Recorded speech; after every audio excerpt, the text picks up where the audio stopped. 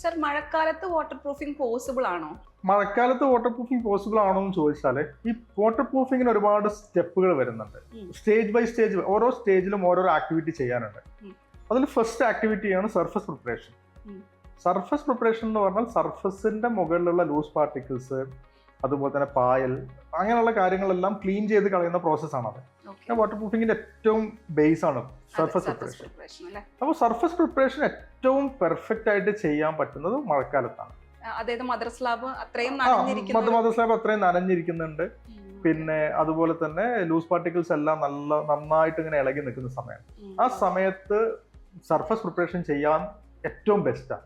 നമുക്കൊരു സൈറ്റ് എഞ്ചിനീയറിന്റെ ഭാഗത്ത് നോക്കുന്ന സമയത്ത് അവർക്ക് സൈറ്റ് വിസിറ്റ് ചെയ്യാൻ ഏറ്റവും ബെസ്റ്റ് ടൈം എന്ന് പറയുന്നത്, സൈറ്റ് വിസിറ്റ് ചെയ്യാൻ ഏറ്റവും ബെസ്റ്റ് ടൈമും ഈ റെയിനി സീസൺ തന്നെയാണ്. കാരണം സോഴ്സ് കറക്റ്റ് ആയിട്ട് ഐഡന്റിഫൈ ചെയ്യാൻ പറ്റും. എവിടേക്കാണ് ലീക്കേജ് വരുന്നത്, ഏതൊക്കെ സ്പോട്ടിൽ നിന്നാണ് ലീക്കേജ് വരുന്നത്, പെർഫെക്റ്റ് ആയിട്ട് ഐഡന്റിഫൈ ചെയ്യാൻ പറ്റും. അപ്പോൾ നമുക്ക് ഈവൻ സർഫസ് പ്രിപ്പറേഷൻ കഴിഞ്ഞാൽ ആദ്യം നമുക്ക് അപ്ലൈ ചെയ്യേണ്ടത് അക്രലിക് നേച്ചറുള്ള മെറ്റീരിയലാണ്.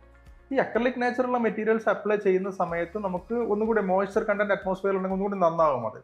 പക്ഷെ അതൊരിക്കലും നമുക്ക് മഴ കണ്ടിന്യൂസ് ആയിട്ട് ഇങ്ങനെ പെയ്തുകൊണ്ടിരിക്കുമ്പോൾ പോയി അപ്ലൈ ചെയ്യുക എന്നുള്ളതല്ല. പക്ഷെ മഴ പെയ്യുന്ന സീസണിലാണ് നമുക്ക് സർഫസ് പ്രിപ്പറേഷൻ നല്ലത്. അതുപോലെ തന്നെ അതിന് ഫസ്റ്റ് പാർട്ട് ഓഫ് വർക്ക് ചെയ്യാൻ ഏറ്റവും ബെസ്റ്റ് ടൈം എന്ന് പറഞ്ഞു കഴിഞ്ഞാൽ റെയിനി സീസൺ തന്നെയാണ്. മോയ്സ്ചർ നമ്മുടെ മദർ സ്ലാബിലേക്ക് ഇറങ്ങാത്ത രീതിയിൽ. അതെ അതെ അതെ.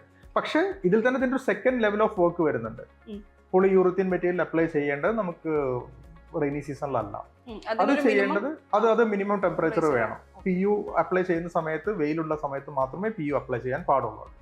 എന്തെങ്കിലും രീതിയിലുള്ള ഒരു വാട്ടർ കണ്ടന്റ് PU വന്നിട്ടുണ്ടെങ്കിൽ എന്തായിരിക്കും? ഒട്ടുമിക്ക സർഫസുകളിലും കാണാറുണ്ട്.